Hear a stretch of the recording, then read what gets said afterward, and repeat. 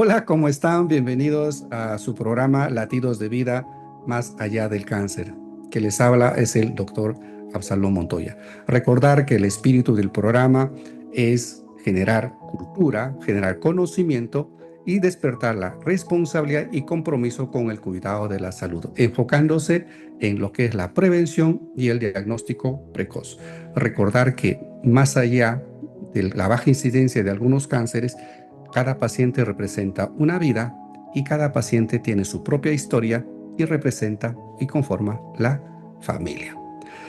Agradecerlo siempre por estar con nosotros, por compartir el programa, dejar sus comentarios, porque las suscripciones van aumentando. También, por favor, denle like, digan, pongan me gusta y activen la campanita de notificaciones. También invitarlos a los próximos programas y también a revisar los que ya lo hemos emitido, que son sumamente importantes. Hoy, como siempre, en ese enfoque de que la persona es elemental, es el mejor regalo de Dios, es la vida, pues en ese enfoque hoy vamos a tocar este tema del cáncer de timo. Cáncer de timo. Cáncer de timo clínicamente representa, digamos, los tumores raros con las manifestaciones propias, producto de la fisiología que se pueda alterar. Sin embargo, es importante el enfoque especializado a fin de controlar adecuadamente, llegar a un diagnóstico precoz y ofertar un oportuno tratamiento para mejorar la calidad de vida de los pacientes. En el mundo se diagnostican alrededor de 0,13 a 0,15 casos por 100,000 personas. En Estados Unidos es de 0,13 por 100,000. La mortalidad en relación a la casuística está en proporción al estadio clínico y al tipo histológico, como lo vamos a ir viendo. En nuestro país, lastimosamente, no se registran datos debido a su rareza, pero no por eso se deja de buscarlos, diagnosticarlos y tratarlos. Así que ahí también hay un compromiso grande porque lastimosamente tenemos los subregistros en cuanto a los cánceres, como ustedes están viendo también en los otros programas que hemos emitido. Ahora, yendo ya al desarrollo del programa, como siempre, vamos a tocar un poquito de la anatomía. ¿Qué es el timo? El timo es un órgano linfoide primario. Recuerden cuando hablamos de linfomas. ¿Dónde se encuentra?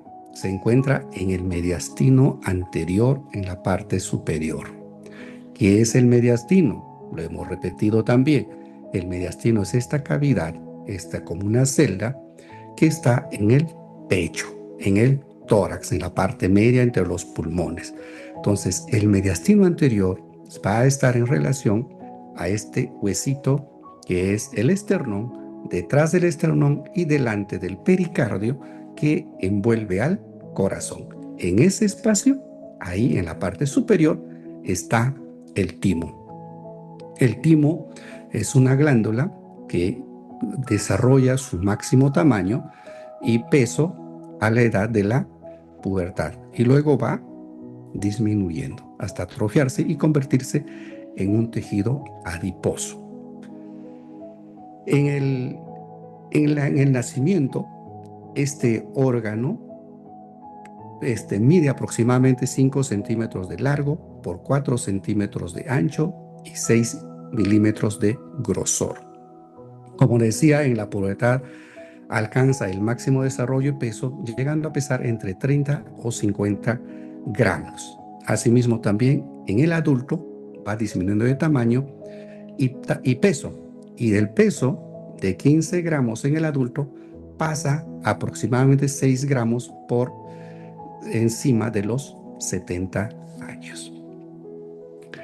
¿Qué más hace el timo? El timo tiene dos lóbulos. Estos lóbulos están envueltas en una cápsula. Miren, qué es interesante es este detalle de la anatomía y la fisiología que es hermosa, es mágica, el producto de la creación. El timo, esta glándula decía, tiene dos lóbulos y tiene una corteza, una cápsula. Y estos lóbulos tienen una corteza y una parte central. La parte de la corteza es la parte periférica. ¿Cuál es la función de estas dos? Se les conoce como la escuela, donde se adiestran y aprenden los linfocitos. Vamos a ver. Entonces, para ubicarnos en la función de cada uno de estas partes del timo, pues hay que entender que los linfocitos vienen de la médula ósea, van al timo para continuar su maduración y hacer este ejercicio o esta función que es prácticamente la inmunidad, defendernos de los agentes extraños. Entonces, el linfocito llega a la corteza, donde estos linfocitos van a tener lo que se llama una selección positiva. ¿Qué significa la selección positiva?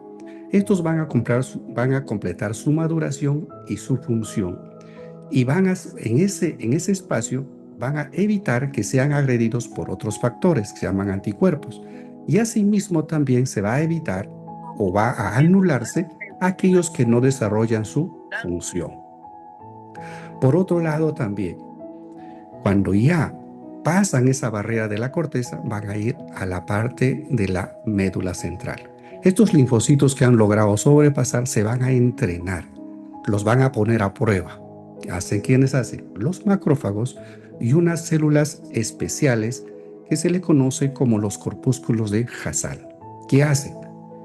El linfocito va, digamos, a ser seleccionado en relación a su función y también para que no reaccione frente a agentes propios del organismo. ¿Para qué?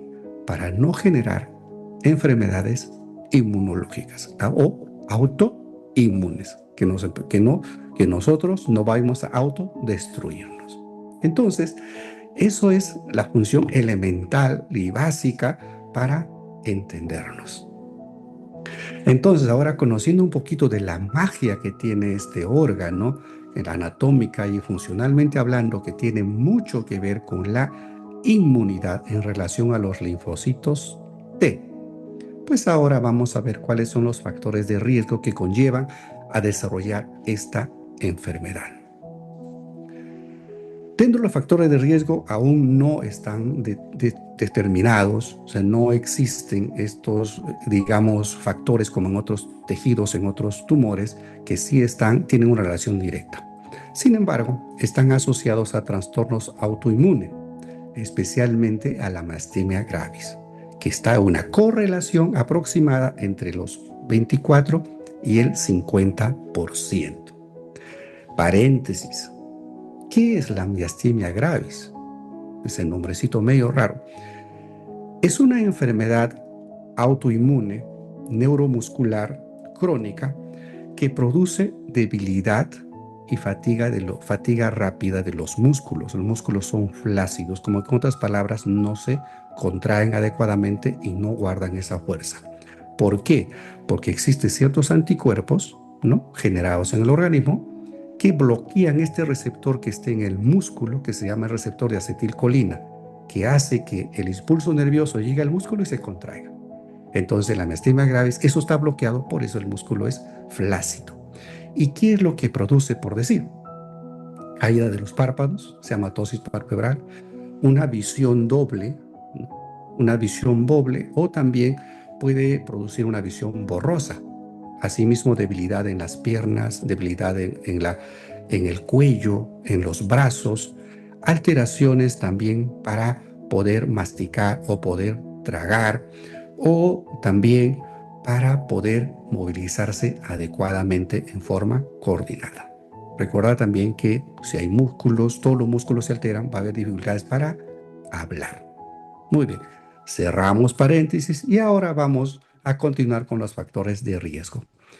¿Cuáles son otros factores de riesgo? La raza.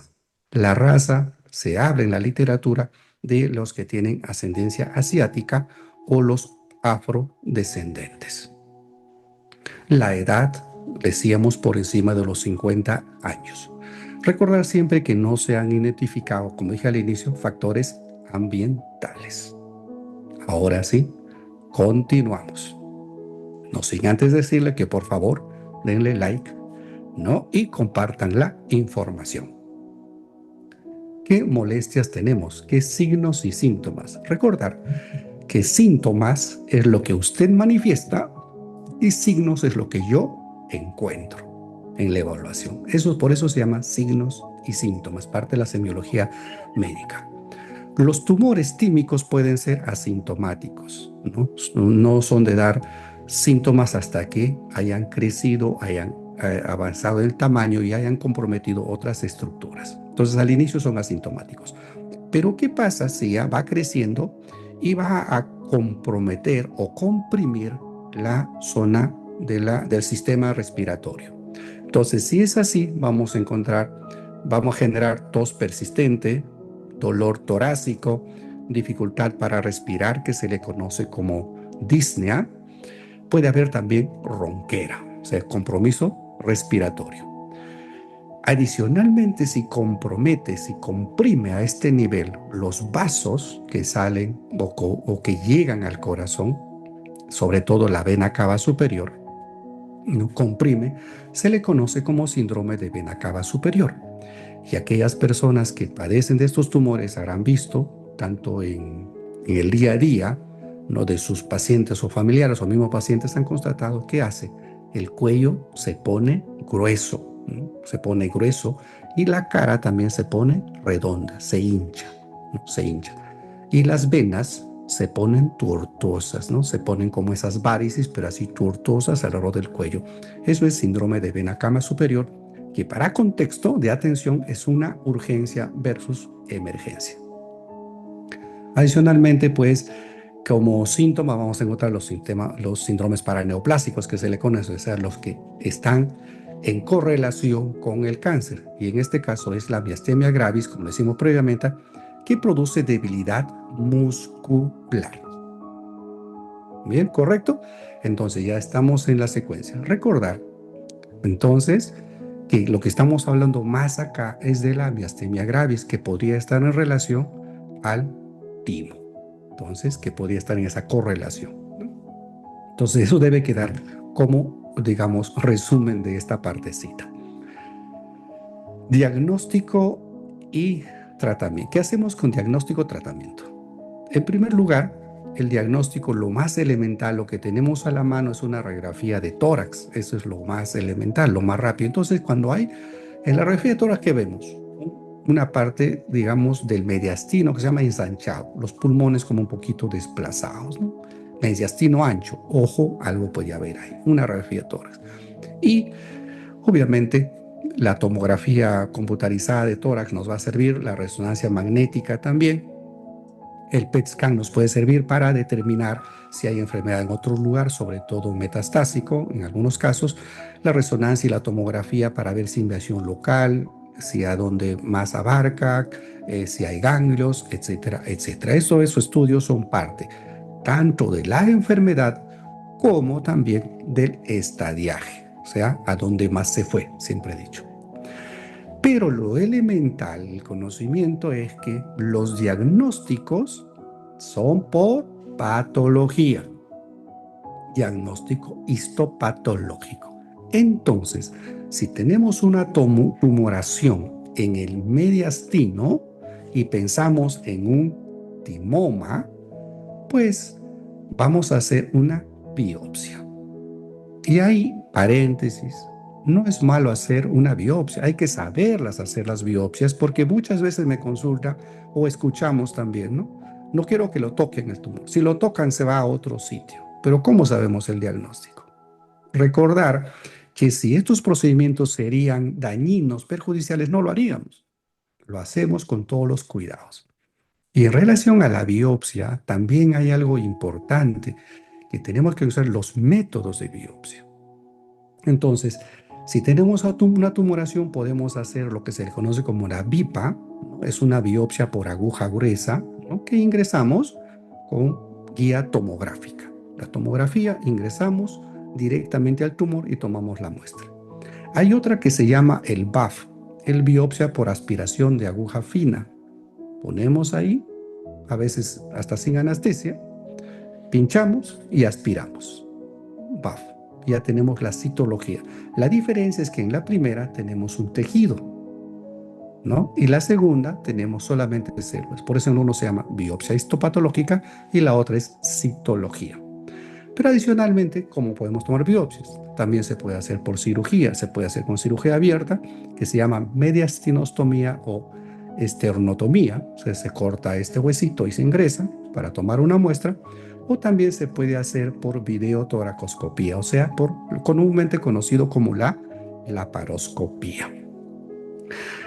Entonces, ya ahora en el meollo del asunto, ya tenemos nosotros el estudio de imágenes y las biopsias, resultado de biopsia. Ojo, como estos tumores son raros, tenemos que buscar un patólogo entrenado en tumores del timo, porque no todos conocen el contexto y sobre todo por estas particularidades tan especiales en cuanto a la clasificación histológica para poner los tipos y los subtipos de tumores.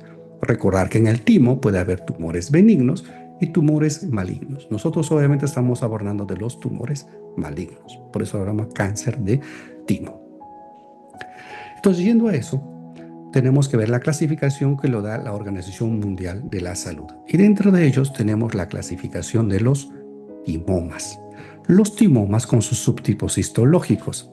Estos subtipos están en relación a la, digamos, a la cantidad de linfocitos y a la presencia de otros tipos de células que se le conoce como las células epiteliales. Entonces, en el microscopio, mirando el campo óptico, es el que va a diferenciar estos subtipos. Y esos subtipos, según la literatura, existe el A, el AB, el B1, el B2, el B3 y el C.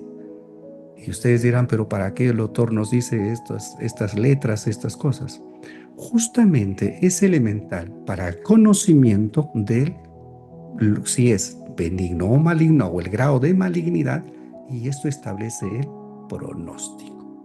Entonces, el, el A, el AB y el B1 son de bajo riesgo, o sea, algunos son más componente benigno, como el A, y luego, conforme va avanzando, se va viendo el potencial de malignidad, pero de bajo riesgo. Sin embargo, el B2 y el B3, donde son mixtos o desdiferenciados, se les conoce, son los más agresivos de peor pronóstico. Y el C se reserva para el carcinoma tímico, que es otro tipo de histología de tumor que también es agresivo y más frecuente. Asimismo, tenemos la clasificación de los tumores neuroendocrinos tímicos, así se les conoce, y adicionalmente otras variantes raras como el timolipoma, que es una lesión benigna. El timolipoma es grasa, ya saben que el lipoma es grasa, y estos tumores pueden crecer con masas muy grandes y porque por ese crecimiento desplazan estructuras, necesitan cirugía. El timolipoma. También hay otros benignos que son los quistes, que son unas bolsitas de agua, que ya lo sabemos, y también un crecimiento benigno propio del timo que se le conoce como hiperplasia tímica.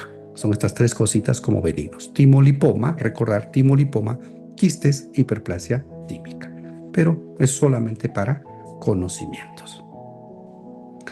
Entonces ya tenemos la clasificación histológica, tenemos los estudios de imágenes, entonces ahora tenemos que ver la clasificación en general de la enfermedad. Y en eso existe una clasificación, se llama Masaoka-Koga, es una clasificación, y otro es el clásico del TNM, ¿no? Pero en general siempre es del 1 al 4. Entonces el 1 es cuando está localizado en el timo, el 2 es cuando sale al tejido adiposo adyacente, a la grasita adyacente. El 3 es cuando invade estructuras vecinas. En este caso, por cercanía, el pericardio, los grandes vasos, también puede invadir a la tráquea o el esófago. Y el estadio clínico 4 es cuando ya va a otros órganos. Pueden ser ganglios linfáticos, ¿no? Puede ser el pulmón, la pleura es que envuelve al pulmón, y también puede ser el hígado o los huesos. Entonces, miren qué interesante es toda esta secuencia de eventos para poder determinar cuál es el tipo de tumor, el subtipo de tumor y el estadio clínico. Es elemental en el contexto de tomar decisiones terapéuticas y también establecer un pronóstico. Bien, y en cuanto al tratamiento, ya tenemos todo, vamos al tratamiento. En el tratamiento depende mucho de un equipo multidisciplinario. Depende de médicos oncólogos, cirujanos de tórax, radioterapeutas y patólogos entrenados en tumores de timo, como los he comentado previamente. Entonces, si nosotros tenemos una enfermedad localizada, resecable, ¿qué significa resecable? Porque puede haber localmente avanzado. Localizado significa que está en el lugar, pero que no ha invadido otras estructuras, como el pericardio o grandes vasos. Entonces, eso permite su resecabilidad, retirarlo, sacarlo, digamos así, extirparlo. Entonces, esto es pilar fundamental en cuanto a la enfermedad, la resecabilidad. Y dentro de eso, se puede hacer con cirugía abierta, ¿no? Obviamente, ya les dije, con la esternotomía o la mediastinostomía se le conoce. También en tumores pequeños se puede hacer con laparoscopía, videotoracoscopía, o también se puede hacer con cirugía robótica. Estos procedimientos se llaman mínimamente invasivos, que son con, digamos, incisiones muy pequeñitas y la evolución es mucho más rápida según la evaluación. Pero esto está confinado a lesiones pequeñas. Pero lastimosamente, en nuestro país se diagnostica siempre casos que son avanzados, ¿no? Siempre se diagnostica cánceres avanzados. Entonces, el otro de los tratamientos es la radioterapia. La radioterapia, vamos a ver, puede ser después de la cirugía, puede ser cuando no se hizo la resección completa, puede ser cuando es un cáncer irresecable o puede ser cuando es un cáncer metastásico. Y en este caso, la radioterapia puede también asociarse con la quimioterapia, pero la quimioterapia se reserva para una enfermedad localmente avanzada o para una enfermedad metastásica. Entonces tenemos estas alternativas. Obviamente las alternativas van incrementándose con las investigaciones científicas, con los ensayos clínicos y ahora contamos ya pues con los estudios moleculares, ¿no?, del tumor. Por tal motivo se puede usar estas terapias inhibitorias como el tratamiento, digamos, de la inmunoterapia, los agentes dirigidos, que hay unos nombrecitos que podemos, por decir, mencionarlo, el pembrolizumab, ahí está el levantinib, que son medicamentos que lo vamos utilizando, ¿no? Esos nombrecitos medio raritos. Así que por eso es que no está en el día a día, hasta pronunciarlo es un poco difícil, pero obviamente es un terreno de los quimioterapeutas. No avanzo más en ese campo porque hay esquemas terapéuticos con la responsabilidad que nos caracteriza que corresponde a los oncólogos clínicos, quienes son aquellos que dan el tratamiento de quimioterapia. También recordar que el tratamiento de radioterapia lo hace el radiooncólogo o el radioterapeuta, que es una especialidad. Y hemos visto todas las ventajas de la radioterapia en los diferentes cánceres, incluso en algunas son curativas, sin necesidad de cirugía y sin necesidad de quimioterapia. Hecho todo este contexto, siempre vienen los seguimientos digamos, cada cierto periodo de tiempo, que es 3 meses, 6 meses o al año, ¿no? Y así sucesivamente. ¿Cuánto tiempo? 20 años. Entonces, en esos seguimientos se van a establecer los pronósticos. Desde ya uno tiene una idea más o menos. Y el pronóstico está en relación a la recurrencia de la enfermedad. Primero, que no haya nada. Segundo, recurrencia de enfermedad tanto local como metastásica. Y en ese ámbito de la recurrencia, o perdón, de lo que es el pronóstico, nos vamos vamos a poner como punto de quiebre 5 años. Y miren, es importante el tipo histológico, sí, el estadio clínico, sí. Pero en general, por decir, cuando hablamos de los timomas tipo A y tipo AB, el 100% de personas viven por más de 10 años. En los B1 y B2 disminuye significativamente. En general, la sobrevida 5 años. Los timomas tienen de 70 al 90%. Los carcinomas tímicos son de 30 a 36%. Y los tumores neuroendocrinos tímicos tienen el 23%. O sea, ustedes miren que estoy hablando solamente del tipo histológico.